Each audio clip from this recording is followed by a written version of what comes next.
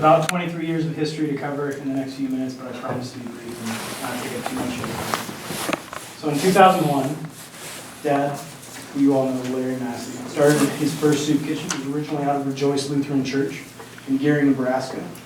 He quickly found out that that location was a long distance away from the people who actually needed it, the majority of which reside in our own city. Dad bought a bus and started to shuttle people over from Scottsbluff to Gearing to get them to the soup kitchen. And that worked for a couple of years until 2003, when the soup kitchen was moved from Royce Lutheran to Chuckwagon Church on East Overland.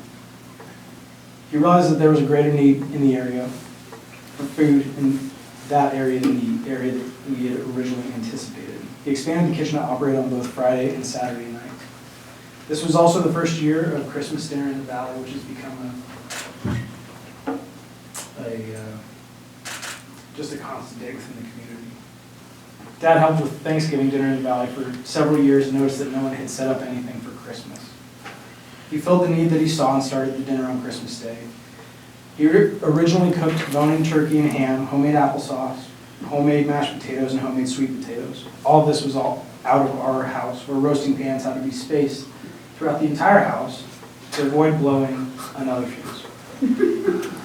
For several years, he solicited donations of toys so that kids coming to the dinner would be able to take something home for Christmas. 20-plus hour days on Christmas week were routine, and I remember getting home at 3 a.m. on Christmas morning after going all day the day prior. He'd get up at 5 a.m. to go to the Guadalupe Center to get the final things ready for the dinner. In 2006 and 2007, around that time, he went back to only Saturdays for the soup kitchen. Another person in the area expressed a desire to fill that need, and he gladly gave it up. In 2015, Dad started experiencing what we thought was early onset dementia. He would wind up in the middle of nowhere with no explanation or memory of how he got there. He started to cut back and handed off the ministry to the capable hands of Alan G. Wilson.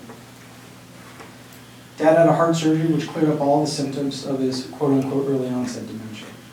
He started a new ministry in April of 2020 and called it 1113.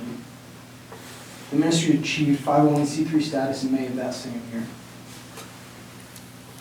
The number of meals that he served over the years is hard to pinpoint, but it's easily over 15,000 meals a year for 10 years running. The early years were significantly slower, where we'd serve maybe 1 or 2 meals a night on occasion. But since its inception, 1113 has delivered over 48,000 meals. At one point, Dad started an ice cream social and ministry at Well Life, a nursing home at West 33rd. He performed a sermon in church service every Sunday for a few years, and then the ice cream social was on Thursday nights, and just involved the residents having ice cream and fellowship. The ice cream social also went on for a few years.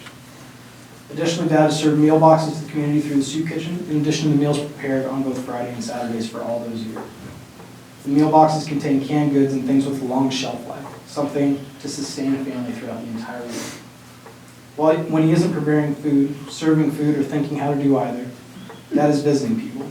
He always looks for people to help or minister to.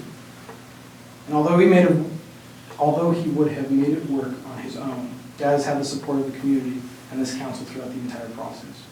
I can't even begin to list all of the businesses and people that have donated tens of thousands of their own hours and their own dollars to help throughout the years.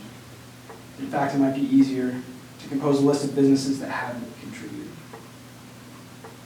And through it all, my mom has been by his side. She asked for none of it, but has been through it all with dignity and love. She's the one behind the scenes that makes everything work.